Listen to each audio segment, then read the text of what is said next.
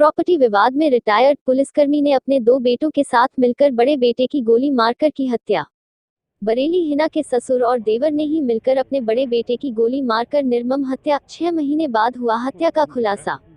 Retired पुलिसकर्मी है ससुर और देवर को किया गया गिरफ्तार। बरेली में प्रॉपर्टी विवाद के चलते रिटायर्ड पुलिसकर्मी ने अपने 2 बेटों के साथ मिलकर बड़े बेटे की गोली मारकर हत्या कर दी और शव को कब्रिस्तान में दफना दिया। वहीं 6 महीने बाद हत्या की वारदात का खुलासा होने के बाद पुलिस ने पिता पुत्र को गिरफ्तार कर लिया है। ये तस्वीर है अफसर खान की, जो अब इस दुनिया में नहीं रहा।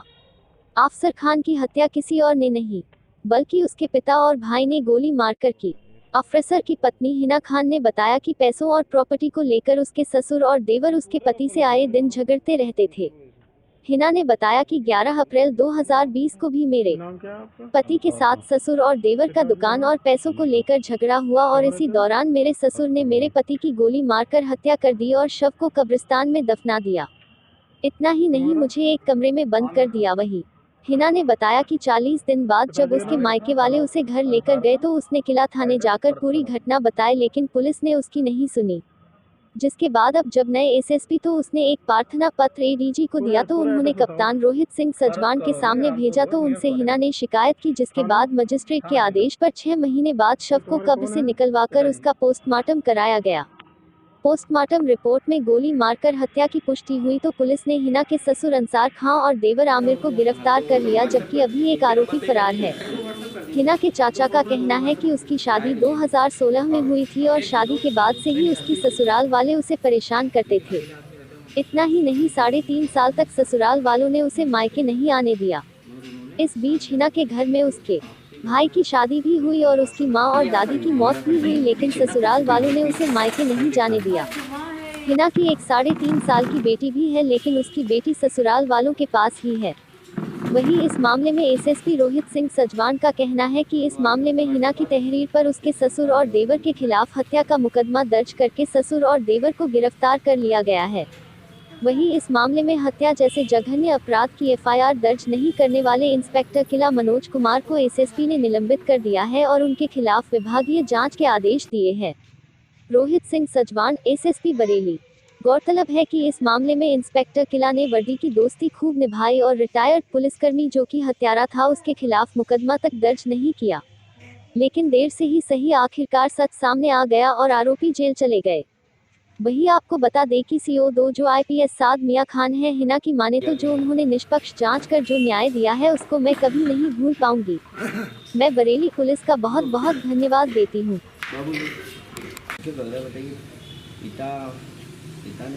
कहाँ पर इनकी दुकानें हैं, वहाँ क्या करते हैं? मझोला 17 खटीमा रोड पे शिफा खान। तो आपको परेशानी कैसे? नहीं, वो बहुत मतलब मुझे सपोर्ट करते थे, तो घर वाले भी उन्हीं को बुरा कहते थे कि मतलब बीबी की सपोर्ट करता है। दो शादियाँ हुई हमारे घर में, दोनों शादियों में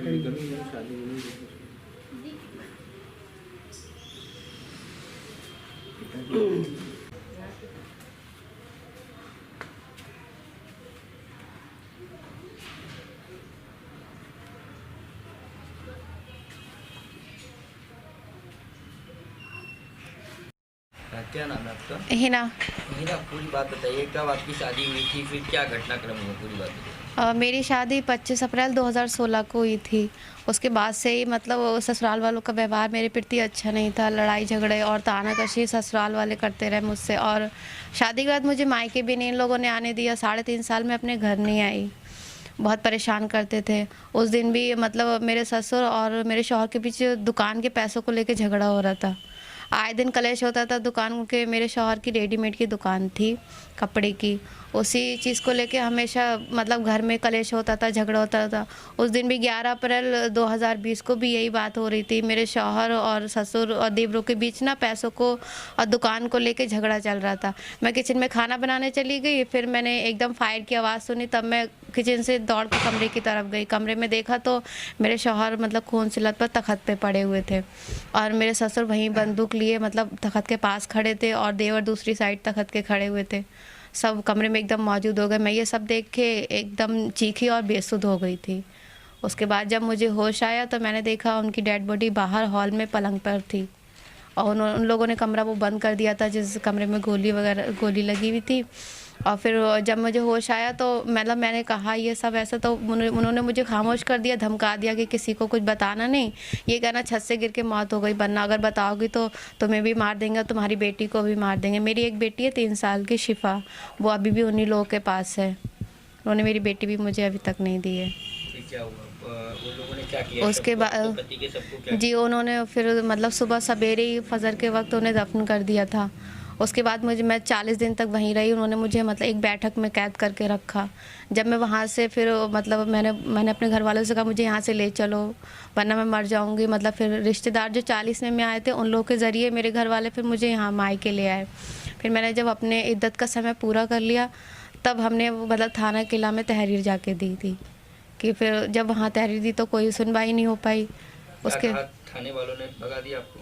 हाँ, उन्होंने कहा कि मतलब हमारी रिपोर्ट ही नहीं लिखी। उन्होंने कहा कि हाँ देखा जाएगा और फिर मतलब समझौते के दबाव बना कहते रहे कि समझौता करवा देंगे। लेकिन काफ़ी दिन हम भागते दौड़ते रहे, 15-20 दिन, लेकिन वो लोग आए भी नहीं और ना ही कोई समझौता हो पाया, ना ही हमारी कोई कार्रवाई इन्होंने रिपोर्ट लिखी। फिर हमने एक ADG के यहाँ शिकायत पत्र दिया, एप्लीकेशन दी। फिर उस बेस पे उन्होंने मतलब CO के पास लेटर भेज के फिर CO साहब ने हमारी जांच की। क्या निकल के आया है? जांच में तो सब क्लियर हो गया कि हाँ गोली लगी थी, रिपोर्ट में भी आ गया। उसी बेस पे मतलब मुकदमा दर्ज हुआ है। आपके जो ससुर हैं वो क्या करते हैं? मेरे ससुर रिटायर्ड पुलिसकर्मी हैं। तो पुलिसकर्मी की वजह से ही इन्होंने मतलब उससे साठगांठ कर ली थी ये से? हाँ सर, मतलब उनके स्टाफ की तो थोड़ी इंसाफ पच करते ही हैं, इसीलिए कार्रवाई नहीं हो पाई। इन लोगों ने पैसा भी दिया एसओ को? सुनने में तो आया है सर, पेपर में तो हमने भी यही पढ़ा है, पैसा वैसा दिया था उन लोगों ने। इसीलिए 4 महीने तक कोई कार्रवाई जी कोई सुनवाई नहीं हुई। 40 दिन आपको कैद रखा, किस तरीके की आप परेशान भी करते थे? वो लोग मुझे माइंडली टॉर्चर करते थे, परेशान, उल्टी सीधी बातें करते थे। खाने पीने को भी नहीं देते थे? खाने पीने को तो सर खुद ही नहीं, जब इंसान दिमागी रूप से परेशान होता तो खाना पीना तो उसमें वैसे भी नहीं अच्छा लगता है कुछ भी। बेटी अभी भी वही है मेरी बेटी। क्या चाहती हैं? अब ये है मुकदमा लिख गया, उन लोग के जो सच है वही सामने आए, उन लोग के खिलाफ कार्रवाई की जाए कानूनी रूप से। मैं बेटी को लाना चाहती हूँ अपने पास, पर उन्होंने 6 महीने मेरी बेटी उनके पास रही। उन्होंने अपने घर पे भी नहीं रखा मेरी बेटी को, अपने रिश्तेदारों में रखा है, मुरादाबाद, कभी जहानाबाद, और बेटी को चढ़ा सिखाया मतलब मम्मा अच्छी नहीं है, उनके पास नहीं जाना। तो अब बेटी मुश्किल मतलब आएगी भी या नहीं मुझे भी ये भी नहीं पता। उन्होंने बेटी को मेरे पास दिया भी नहीं, अभी तक वहीं पर है। क्या नाम है ससुर का? अंसार खान। और देवर आपके? देवर है एक सरफराज और आमिर। बबी क्या नाम है आपका? इशराक अली खान। इशराक जी, जानना चाहेंगे आपकी भतीजी है हिना, किस तरीके की इनको ससुराल में यातनाएं दी जाती थी और बताया जाता है काफ़ी लंबे समय तक आने भी नहीं दिया गया है? ये मेरी भतीजी है हिना खान। इनकी शादी जब हुई थी, शादी के बाद इन्होंने एक भी दिन हमारे घर नहीं आने दिया। 3.5 साल तक अपने घर पे रखा और परेशान भी करते रहे, लेकिन हमारी मम्मी ख़त्म हुई और हमारे भतीजे की शादी भी हुई, एक लड़की की शादी हुई और फिर इनके मामू की शादी वगैरह में उसमें बिल्कुल नहीं आने दिया इन्होंने। हम इनके यहाँ दावत देने के भी लिए गए थे, लेकिन उन्होंने गेट ही नहीं खोलते थे जी, अंदर जाने ही नहीं देते थे, इनसे मुलाकात ही नहीं करने देते थे, बहुत परेशान करते थे। लेकिन हमने क्या, इनका घर बन जाए तो हम उसमें कोई हमने मतलब इंटरफेयर नहीं किया। क्या हुआ? अब उसमें ये हुआ कि इनके पति जो थे वहाँ पे रहते थे 9 मील 17 मील मजोरा में, वहाँ पर इनकी दुकानें बनी हुई हैं। तो इनके पति वहाँ रहते थे, इनकी रेडीमेड की दुकान थी वहाँ से घर पे आते थे। ये चाहते थे कि मेरी बीवी मेरे साथ रहे, फिर भी इसको उन्होंने वहाँ पर नहीं जाने दिया। इस बीच इनका झगड़ा होता था कि मैं साथ में रखूँगा। वहाँ से पैसा लाकर इनको दिया करते थे, अपने वालिद और वालदा को, माँ बाप को पैसे दिया करते थे ये। लेकिन जब पैसा इकट्ठा हो गया उनके पास तो उन्होंने पैसे वगैरह मांगे। पैसे के चक्कर में इन्होंने उनको तंग किया। कई दिन से झगड़ा चल रहा था और उन्होंने झगड़ा होते होते ही उसको ख़त्म भी कर दिया, गोली मार के उसकी हत्या कर दी। आपस में झगड़ा हुआ बाप बेटों में। अंसार खान तो मौजूद थे, सरफराज थे उनका बेटा और आमिर उनका बेटा, ये चारों लोग वहाँ मौजूद थे।